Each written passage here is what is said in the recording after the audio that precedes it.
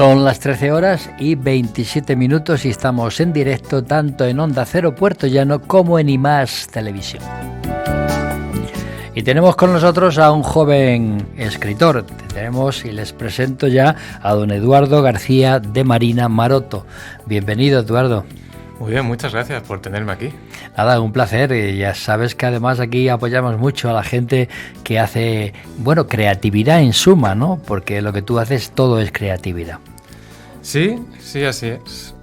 A veces me defino como actor, profesor, escritor. Esta vez tengo el rol de escritor. Me gusta ser creativo, me gusta crear en general. Muchas veces el proceso creativo es arduo, a veces uno se enfrenta con la soledad y este tipo de cosas viene bastante bien. Y además según que el enfoque le quieras dar, ¿no? Porque es distinta la creatividad cuando uno escribe que cuando uno compone, por ejemplo, ¿no?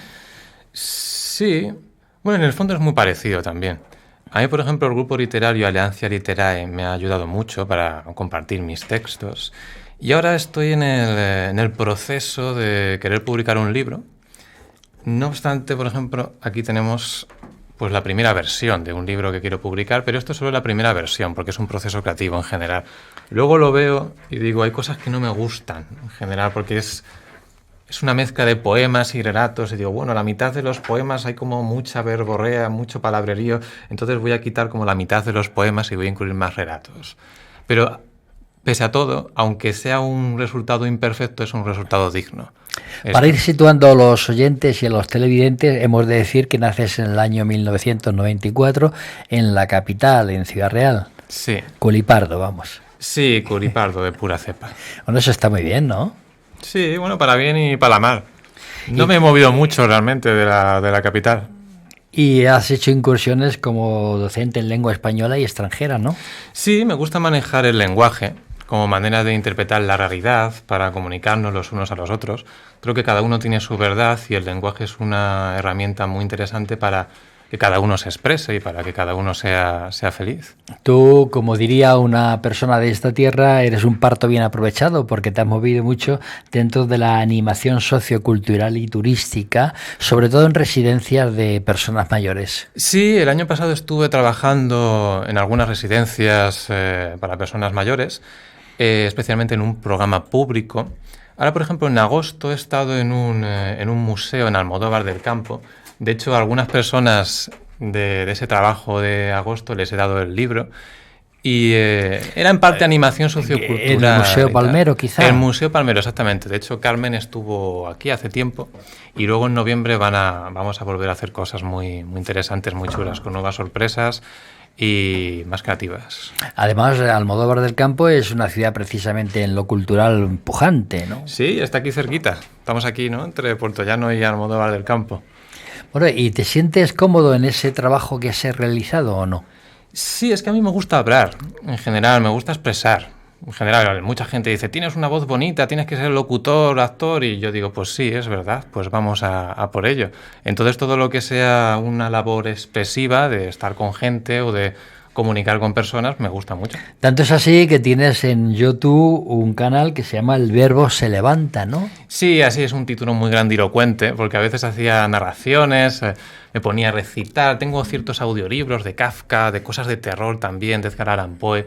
No sé, me gusta un poco lo Tocas tétrico. Todos los palos que dicen los flamencos. Sí, me gusta encontrar matices en la voz, en las narraciones, saber cómo sueno en el terror, a ver cómo sueno en lo lírico, en lo poético. Sí. ¿Qué tal funciona el canal de YouTube? Bueno, ahí va. 700 suscriptores, bueno, es mejor que dos. Está bien. Si tuviera todos los suscriptores en una sala, pues sería bastante gente. Llenaría igual 2 teatros.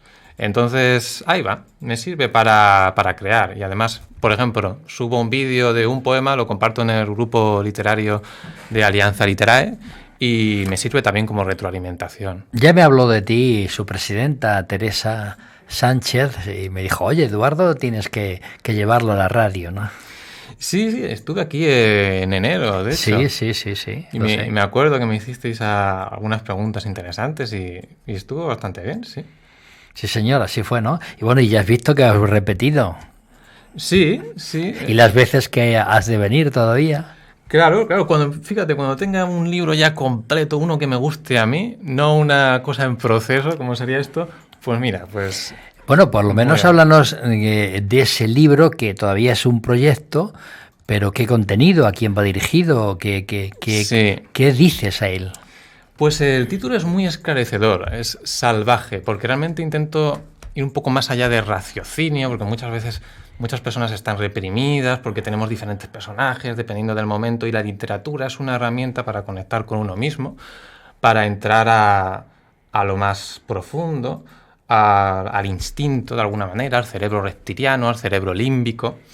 Y, por ejemplo, tengo algunos relatos que tienen que ver con el tema de animales, animales que hablan con otros animales, cuentos que no son infantiles, porque yo digo, hay cuentos de animales, entonces la gente dice, eso es infantil. No, no necesariamente, porque yo a veces incluyo cosas un poco truculentas, turbias, porque creo que la literatura un poco refleja la realidad, la vida, hay cosas bonitas, hay cosas no tan bonitas, y yo no me corto muchas veces a incluir cosas que podrían ser tétricas de muerte, pero lo hago como una manera de reflejar la realidad. Entonces, lo salvaje tiene que ver, está como título por ese intento de ir más allá del raciocinio, de ir incluso a la sombra, a lo introspectivo, a lo oculto. Tengo esas cosas extrañas en mi cabeza. ¿Salvaje es un título provisional o definitivo? Yo diría que es un título definitivo, me gusta, es salvaje. Y podemos decir que cuando nos leamos Salvaje estamos conociendo a Eduardo García. Sí, lo que ocurre es que yo no hablo directamente sobre mí. Tampoco soy muy explícito. Yo, por ejemplo, puedo hablar de cosas turbias, pero con metáforas, de manera indirecta, digamos. Y yo, por ejemplo, puedo hacer un poema que igual tiene que ver sobre los reyes, sobre la historia, porque conecto muchas cosas. En el fondo estoy hablando de mí en cuanto a la emoción. Por ejemplo, tengo un poema que tiene que ver sobre el paso del tiempo, sobre cómo los reyes nacen y mueren, sobre la historia en general. Ahí hablo de un proceso interno que tenía, de una emoción, de cierta melancolía que vivía en el momento de escribir el poema, pero no digo nada de Eduardo, no soy explícito. La literatura es muy interesante porque se puede hablar de todo siendo indirecto, se puede hablar de todo a través de metáforas. Si igual quieres que la gente no te conozca del todo, puedes hacerlo con una serie de recursos literarios, y eso es una buena herramienta. Podemos decir que eres introspectivo y existencialista. Sí, soy bastante introspectivo. Sí, realmente no sé cómo ser de otra manera. Muchas veces es que también soy ambivalente, a veces confundo a la gente porque soy mucho de contraste. De hecho, también en algunos relatos, en algunos poemas hay mucho contraste, porque hay cosas como muy poéticas y por otra parte cosas como muy secas, muy crudas, y mezclo varios elementos. Yo a veces la gente me ve y me dice, oye, yo te veo como un chico muy tímido, ¿no? Un chico muy introvertido. Yo en la escuela estaba siempre callado ahí, no decía nada, era como un pajarillo ahí. Pero de repente me ven en un ambiente diferente como el teatro y me vuelvo todo lo contrario. Podemos decir que te transformas cuando estás ante una audiencia, ¿no? Sí, me transformo cuando estoy... Por eso ocurre a los grandes tímidos son así, ¿no? Claro, yo creo que es porque se trabajan más todo el tema de la comunicación. Como es una sombra que tienen, la gente tímida piensa, oye, yo no me comunico bien, yo no sé qué hacer, entonces se esfuerzan más para mejorar en ese aspecto y acaban siendo mejor que muchas personas en ese aspecto. Eduardo, cuando te conoce la gente, ¿en algún momento de tu vida te has sentido incomprendido? Sí, pero yo creo que también le pasa a todo el mundo. Sí. De vez en cuando me pasa. Por eso también escribo. Escribo para comprenderme. Yo creo que la gente a veces me va a comprender mejor leyendo lo que escribo, aunque sean cosas muy fantásticas. Tengo una cosa que es sobre los lobos, sobre el aullido de los lobos. ¿Y qué tiene que ver eso conmigo? Pues en el fondo tiene que ver porque tiene que ver la emoción del cuento conmigo. Y sí, yo creo que escribir es una manera de conocerme y es una manera de que otros me conozcan. ¿Pero se llega uno a conocer profundamente o no? Es un proceso eterno. Al final no voy a llegar a un punto de autoconocimiento pleno. Yo creo que la vida es un proceso constante. Ahora parece que me conozco, pero luego pasa algo que me descubre una faceta de mí que no conocía. y quiero ser introspectivo en ese caso y vuelvo a escribir y vuelvo a intentar conocerme. Es algo infinito realmente lo del autoconocimiento. De lo contrario no estaríamos vivos, estamos aquí para viajar, para evolucionar hacia algo. Entonces el autoconocimiento es un pozo sin fondo. Y luego la herramienta para ese autoconocimiento es el arte. Sí, el arte, la escritura, a veces la pintura también, sí. ¿Y dónde te sientes más cómodo? ¿Dónde me siento más cómodo? ¿Dentro del arte? Sí. Pues yo me siento cómodo en la escritura, lo que pasa es que me gusta variar. A mí me han considerado mucho tiempo poeta, tú eres un poeta. Entonces por eso me estoy metiendo ahora en la prosa. Porque Claro, digo, pero fíjate, Eduardo, que yo creo que sí, que eres un poeta, pero un poeta atípico. sí, soy un poeta extraño, ¿no? Extraño, ¿verdad? En el mejor de los sentidos, estaba diciendo, ¿no? Sí, soy un escritor realmente. Por eso hago poesía. Pues mira, ya me apetece hacer otra cosa, me apetece retarme, voy a hacer relatos, voy a hacer prosa. No me gusta hacer lo mismo dos veces. Bueno, la verdad es que un buen narrador tiene un gran peso dentro de la literatura, ¿no? Cuando uno narra bien. Sí. Y yo creo que para narrar bien hay que practicar mucho con los relatos cortos. Sí, Cosas de estoy de dos o tres acuerdo. páginas. No te pongas a hacer ahora una novela de 500 páginas, no seas el Quijote. Hay que ser humilde. Y también una cosa es que hay que leer más que escribir. Porque yo antes caía en el pecado de escribir más que leer. Y al final siempre va a haber alguien mucho mejor que tú.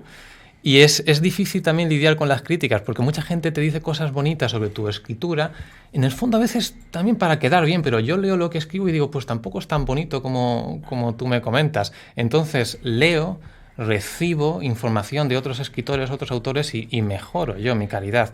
Y con ello mejoro mi afán de conocerme a mí mismo. ¿Y qué autores sueles leer? Pues depende. Yo, por ejemplo, antes leía a Edgar Allan Poe. Mi libro favorito, por ejemplo, es El clan del oso cavernario. No me acuerdo ahora mismo el título de la escritora. Ahora estoy leyendo un libro creo que Recuerdos de una casa solariega, de la escritora sueca Helma Lagerlöf, me parece que se llama.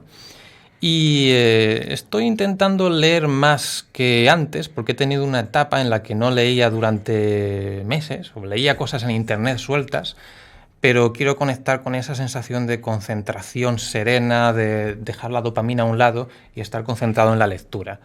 Leer más y luego escribir. Es mi intento ahora mismo. En España existen narradores, escritores francamente buenos. ¿Los eliges por ser españoles o por su trabajo, por su exposición? Yo no tengo mucho en cuenta eso a la hora de elegir un libro. Yo la verdad a veces voy a la biblioteca, veo, mira, un libro. La portada me parece interesante, pues le echo un vistazo. Igual empiezo 30 páginas, no me gusta, pues otro. De hecho me cogí 2 libros en la biblioteca y lo que hice fue estar 30 minutos con uno y 30 minutos con otro, a ver si uno me gusta. Y entonces pues me gusta uno y rechazo el otro y continúo con el que me gusta, el de la escritora sueca Helma Lagerlöf. Y te vas centrando en cada uno de esos casos, ¿no? Quiero decir, porque la temática es distinta y bueno, sí. Igual la mente se te va por otros derroteros. A mí lo que me gusta es que me creen una atmósfera, me hagan sentir todo el tema del tacto, el oído, la vista, porque yo también cuando escribo me gusta crear una atmósfera, me gusta jugar con sonidos, gusto, el paladar, los ojos, me gusta que me hagan estar en un ambiente, en un lugar. Por eso no me gustan las cosas literarias demasiado intelectuales, demasiado abstractos. Me gusta lo concreto, lo físico. Entonces, pues si veo que me hacen estar en una atmósfera, pues entonces digo, voy a leer este libro. Sin embargo, sí te gusta declamar. Sí, me gusta hablar, me gusta expresar, declamar. También lo complicado a veces es que como me dicen mucho que tengo una voz así profunda y tal, yo cuando a veces siento que hablo de manera normal, la gente piensa que estoy declamando, cuando en el fondo estoy hablando de manera normal. Entonces cuando me dicen a veces, sé natural, o sea, cuando a veces en la actuación me han dicho, oye, tú declamas demasiado, tienes que ser más natural. Pero yo digo, ¿cómo soy más natural? O sea, ¿cómo? Y habla normal, a veces también me confunde cuando me dicen, tienes que hablar normal. Pero es que no existe tal cosa como hablar normal, escribir normal. Hablamos dependiendo del momento, con un tono distinto. Yo noto, por ejemplo, que cuando estoy nervioso a veces me sale así como un tono de voz así más agudo, más constreñido. Sí. Y cuando me relajo y respiro con el diafragma, me sale así una cosa así más profunda, más serena. Depende del momento. Has nombrado el diafragma, que poca gente sabe que hay que emitir la voz desde el diafragma. Sí, yo muchas veces me olvido. Yo muchas veces también respiro desde aquí, desde el pecho. A mí me han dicho que hay que respirar también desde aquí. Sí, sobre todo si eres cantante. Sí, eso también es un tema pendiente. A mí se me da mal cantar. Me lo dicen, podrías ponerte a cantar, pero yo es que desentono, se me va la pinza. Voy así y luego hago una cosa muy rara con el canto. Y estoy intentando también centrarme en la respiración, porque la respiración es una cosa muy interesante para declamar mejor, para pronunciar mejor, para usar más la voz. Porque yo con esto también quiero hacer un audiolibro. Y una cosa que he visto... Ayer, por ejemplo, vi un vídeo en YouTube sobre una señora que recomienda cómo respirar, que dice que las expiraciones tienen que ser más largas que las inspiraciones para conectar así con el sistema parasimpático. Sí, señor. Y yo, como tiendo a ser nervioso, pues mira, digo, le voy a hacer caso. Voy a intentar prolongar las expiraciones antes que las inspiraciones. De una u otra forma, tú eres feliz con un auditorio delante y estando declamando. ¿A que sí? Sí, se puede decir que sí. También soy feliz escribiendo. ¿Qué se siente en un escenario cuando sabes que eres el centro de la atención? Es una mezcla entre adrenalina y libertad, por otra parte. Es que es interesante porque igual cuando uno está en una obra de teatro, está todo escrito, no te puedes salir de ese guión, pero al mismo tiempo uno se siente libre, porque tienes que hacer esto y punto. O sea, no hay una lucha. Haces esto y ya está. Y también en el escenario, yo como también tengo una cabeza muy dialéctica, muy lógica, uno entra a la emoción más fácilmente. Por el corazón al verse palpitar, por el nervio en ese instante, uno entra a la emoción y se olvida de pensar. Y yo lo que busco en el fondo es no pensar tanto y sentir más. Entonces, porque sí. Al mismo tiempo estás hablando de improvisar en algún momento. Sí, creo que se me da bien improvisar porque me dejo llevar en el escenario. Ahí También está. las tablas lo que hace eso. Antes me daba mucha vergüenza. Yo sigo siendo tímido, pese a todo. Y la gente dice, pero ¿cómo puede ser que si eres tímido te guste tanto hablar con el público? Bueno, es que la gente es compleja. Por eso soy ambivalente. ¿Y cuál es el presente y el futuro de Eduardo García de Marina Maroto? Bueno, pues por una parte quiero continuar con mi afán literario, quiero mejorarlo de hecho. Quiero también crear cosas desde el prisma de cursos de escritura creativa, cursos de español para extranjeros, cursos de oratoria, de locución. Me gusta todo lo que sea tener una faceta de creador y vivir, en ese caso, y equivocarse. Yo soy consciente de que me voy a equivocar mucho en el futuro, porque la vida no es perfecta, pero voy a seguir. Equivocarse es algo inherente al hecho de vivir. Sí. Y una cosa también que he estado reflexionando como creador es defender la propia creación.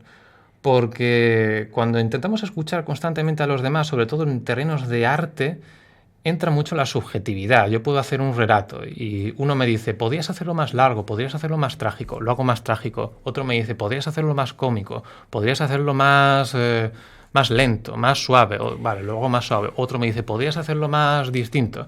Pero yo creo que un creador, y esto creo que lo sé por experiencia, porque ya tengo ciertos años, tiene que llegar a un punto de decir, esto es así, y esto va a gustar a unas personas y a otras personas Estoy no. totalmente de acuerdo, porque convencer a todo el mundo es imposible, con lo cual tú tienes que, digamos, dar tu propia esencia, y lógicamente, bueno, habrá gente que diga, qué maravilloso, qué bien, y habrá gente que diga, pues esto no vale nada, ¿no? Pero uno tiene que sentirse, el artista tiene que ser consecuente con lo que él siente y piensa, ¿no?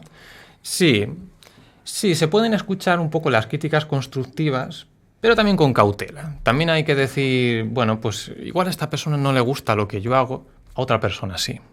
Realmente a mí me gusta, es lo importante. Bueno, el artista tiene que sentirse satisfecho con lo que hace, independientemente, insisto, de que haya gente que le guste mucho y gente que no le guste nada, ¿no? Porque no puedes complacer a todos. No, y si intentas complacer a todos, entonces no complaces a algunas personas porque complaces a todos. No, y no complaces, si no complaces a todos, no te complaces a ti mismo. Claro. ¿No?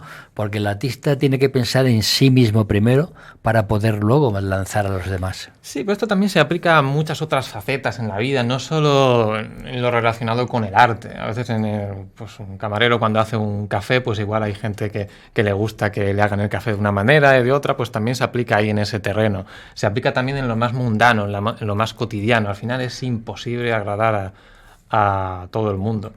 Y bueno, esto lo sé ya por experiencia, porque lo he intentado. Yo era también muy complaciente. Como las personas tímidas tienden a ser así complacientes y al final uno sale de su caja de Pandora, su caja de zapatos y dice, sí, pues no voy a ser tan complaciente, voy a ser yo mismo, con respeto, siempre con respeto y con educación con todo el mundo, eso por supuesto, pero siendo uno mismo.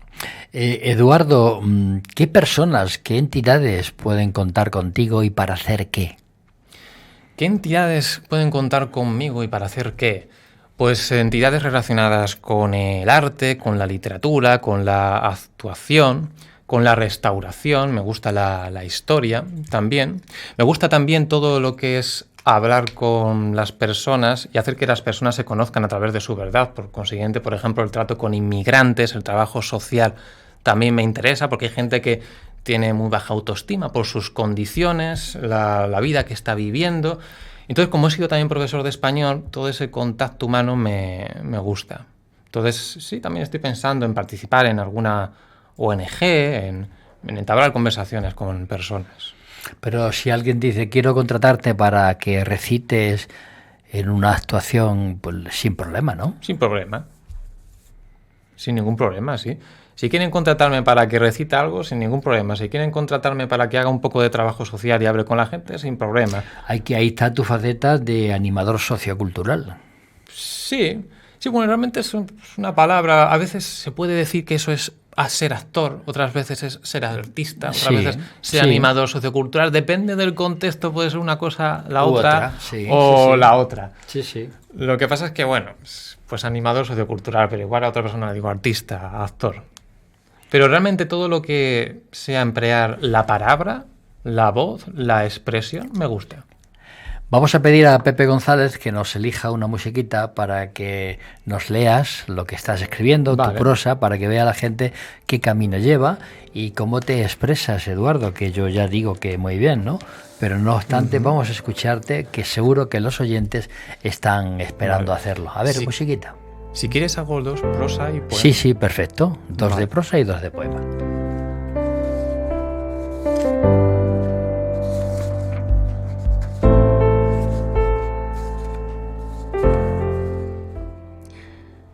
Oído.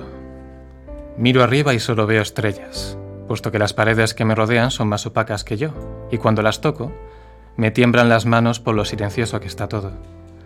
Los crímenes que he cometido me han llevado a este encierro voluntario, en un completo silencio. Solo mi imaginación me hace percibir el ruido de las estrellas al convulsionar en el espacio exterior. Toneladas de fuego abombando su núcleo central a años luz de distancia. Seguro que el ruido es atronador en la entropía del universo, en otras galaxias creciendo allí en lo negro. El ruido ajeno ha destrozado mi vida, y en ocasiones también lo ha hecho el ruido propio. Los dientes al moverse de los seres humanos traspasaban mi piel. Un diente chocándose con otro era como 2 cristales colisionando. A menudo la gente tragaba estando a mi lado y lo sentía como un tsunami absorbiéndome en el Pacífico, siendo yo el único náufrago. Solo con imaginar la inmensa cantidad de líquidos chocando entre sí en el cuerpo humano me entraban ganas de vomitar, y el potencial acto de vomitar en mi imaginación a su vez volvía a darme ganas de vomitar en un bucle infinito sin llegar a cometer el acto jamás. Algo tuvo que pasar en el vientre materno para tener esta condición, puesto que no recuerdo ningún trauma en mi infancia que repercutiera en esto. No obstante, que diga que no recuerdo ninguno no quiere decir que no lo tenga. Cierto es que mi madre murió al darme a luz, o eso es lo que me han contado siendo mayor con melosa voz. A menudo sueño con los susurros que seguramente me incrustaba ella en los oídos en pleno embarazo a partir del 3er o 4º mes. Algunos han tenido que calar en mi inconsciente para que se produzcan tales sueños. Creo que ella presentía que iba a fallecer en el parto en un tono profético, Por la noche la presiento parpadeando sin hacer ningún ruido, abriendo igualmente la boca para pronunciar palabras ininteligibles, pero repletas de dulzura. Al parpadear tanto se formaban en sus ojos lágrimas cristalizadas en forma de estrellas naciendo en la noche, muy parecido a lo que contemplo ahora con los ojos puestos arriba, voluntariamente secuestrado en el calabozo y todo en silencio, en absoluto silencio. Al morir ella, me volví un niño tendente a la rojez y la melancolía. Huía de los demás cuando me trataban bien, ya que adivinaba que si alguien me susurraba era porque iba a morir, solo que eso no lo sabía en aquel entonces, lo intuyo ahora, no obstante, al estar escribiendo estas palabras. Huía por consiguiente de los susurros y las caricias, huía de ser tratado maravillosamente bien. El tono profético que puede que me instaurara mi madre del que lo dulce da lugar a lo trágico tal vez justifique mi necesidad de evasión a través del dolor. Me tapaba los oídos con fuerza hasta que me sangraban y las telarañas se formaban dentro de los mismos por no tratarlos nunca con cuidado. Siendo adolescente, tuve mi primer amor, y aquel beso inoportuno que ella me dio me llevó al silencio durante un par de segundos, como estando de nuevo en el vientre materno. Después, ella se fue, y no volví a presenciar el silencio en años de telarañas en los oídos. Cuando mi padre masticaba, las arañas se movían con mayor desenfado, dientes cayendo contra otros, saliva tragándose entre bacterias enanas, restos de comida en el paladar. Un sonido daba lugar a imaginar todo el arsenal mecánico de enseres dentro del cuerpo humano trabajando a la vez, produciendo en mí una sinfonía de cuchilladas mortales. Mi error fue devolver esas cuchilladas, defenderme de las mismas. No quería vivir así. Debía devolver el golpe a lo que sea que estaba dentro de los oídos. Por esto último fui perseguido, anestesiado, maniatado y puesto en clausura. Pero nada había cambiado. Todos los reclusos hacían lo mismo por el día, la tarde y la noche. Masticar. Quería huir de ese lugar y solo había una manera, provocar el mismo dolor que me estaban provocando. Solo así se darían cuenta de lo que pasaba dentro de mí, solo así llegaría a ser comprendido. Por eso estoy aquí, lejos de todos. Yo he decidido este final, este silencio, este cielo inmenso sobre mí, esta cordura, estos susurros de palabras inaudibles y eternas. Toca dormir, no despertar sino dormir, hasta que una de esas estrellas sobre mí me despierte con una firme explosión de amor que quizás sea nunca, pero toca tener esperanza, como lo tuvo ella cuando me susurraba para que naciera. Prosa de Eduardo García de Marina Maroto. Vamos con un poema. Vale, a ver si creo que me acuerdo de un poema.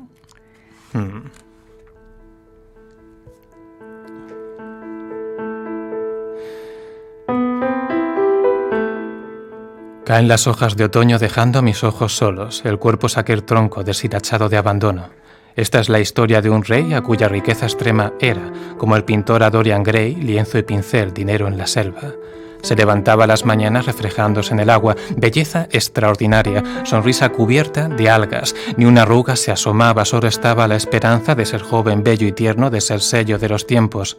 Quería ser dionisiaco, quería ser venusiano, era más que un dios, era un santo que a sus diablos daba espanto, era un señor y sigue siéndolo, un bello para siempre más imperfecto ser de frente, un bondadoso ser perenne que a su maldad nadie hacía frente, un cuerdo inteligente con gran torpeza, demente. No veía contradicciones, pensamientos no eran acciones, era solo uno en sus visiones, uno rey, uno dios, uno solo que impone, tenía el Sáhara a sus pies, tenía un imperio de 1000 sores, sus vasallos peones, caminando como clones. Y en la pose de su espejo en abandono, viajaba solo, cual Marco Polo, por los hitos de la historia, huyendo de su inopia. Alejandro Magno en su discordia se vio a sí mismo con euforia, volviendo a persas escoria y haciéndose con la corona. Creyó también ser un corono de los que matan con promo en una América amorfa de unos incas que dieron trono a españoles sigilosos, llevando cristianismo ignoto, con cruces que destrozan y te llevan a la gloria. Pero cuando de esa gloria cayó, de nuevo se vio en otro sueño el gran señor, Napoleón, sacando a Wellington sus dientes para no verse a sí mismo enclenque, pobre enfermo emperador, casi rey sol, queriéndose Luis XVI, aquel que nunca veréis, gástricamente muriendo con almoranas y espasmos, y de nuevo resurgió, más fuerte, más potente, Espartaco, el gladiador, contra todos los reyes, pero esclavos que se levantan son esclavos que mueren, contra todo pronóstico los miserables cuando creen crecen, se vuelven burgueses, como de románico al gótico, cayendo, sin redes, del orden a lo caótico. Y en este vil viripendio de un pronóstico histórico, todo se bifurca, todo perece, nada parece ser para siempre. Así que ovacionemos el silencio y digamos que este cuerpo camina al fin de su imperio, que lo cómico ha pasado a ser serio y que en vez de chillar como joven sin serlo, la vejez ralentiza su flow y su tempo. Yo quisiera que al ver los secretos de este siglo, los reyes sigan dormidos, los humanos despiertos, al abandonar autoconceptos, como la oruga que se transforma en mariposa pese a lo que nos ha dicho la historia. Caen las hojas de otoño, dejando a mis ojos solos, el cuerpo saque el tronco deshilachado de abandono. Caen pupilas hacia un azul ignoto, caen las filas de sin techo callejeros que esperan vida en frío extremo, que esperan después de milenios, que esperan y que creerán ser grandes sin serlo. Todos seguiremos siendo escritores, viéndose mecidos por el azar de los tiempos. Poema con ritmo rapero, ¿verdad? Sí, me gusta el ritmo, por eso me acuerdo, porque tiene el ritmo, la rima, pam, pam. Yo quiero hacer notar a los oyentes que las personas que no te ven por televisión, que te están escuchando por la radio, que lo has memorizado, que no has leído nada, que todo estaba en tu cabeza. Sí, tengo algunos así en la cabeza. Es curioso porque cuando uno se aprende una cosa, permanece ahí, sobre todo si se asocia una emoción con la palabra. Alguna que sí. Eduardo, se nos va el tiempo. Ha sido un placer tenerte aquí con nosotros. Creo que tenemos que repetir este tipo de entrevista porque creo que has llegado al corazón de mucha gente. Muchas gracias. Que haya mucha suerte, que se dé todo muy bien y ya sabes, aquí está tu casa. Perfecto, y te regalo esto, por cierto. Pues muchísimas gracias. Lo voy a leer con mucho gusto, ¿eh? Lo voy a leer con muchísimo gusto. Gracias.